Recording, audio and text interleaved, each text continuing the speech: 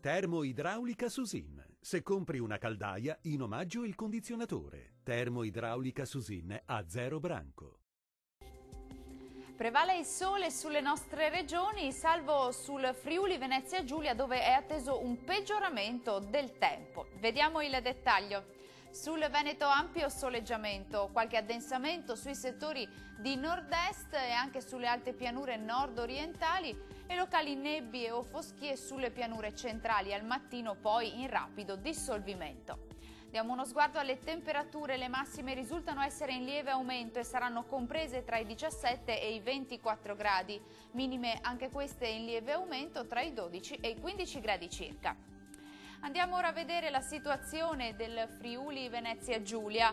Nubi diffuse e qualche pioggia sui settori nord-orientali, più asciutto altrove. Verso sera però più nubi ovunque, con rovesci sparsi anche verso le aree più centrali. Temperature massime tra i 18 e i 21 gradi, minime attese sui 15 gradi circa. Andiamo ora a vedere che tempo farà sul Trentino Alto Adige. Bel tempo soleggiato e stabile, sull'Alto Adige un po' più di nubi, sul Trentino anche con locali addensamenti, ma soltanto sui settori meridionali e orientali e senza altre conseguenze. Temperature massime sui 23-27 gradi, minime sugli 8-13 gradi circa. Il mare sarà generalmente poco mosso, i venti moderati da sud, localmente deboli sulla laguna di Venezia.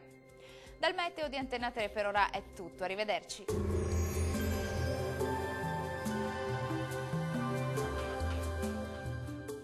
Termoidraulica Susin. Se compri una caldaia, in omaggio il condizionatore. Termoidraulica Susin a 0 branco.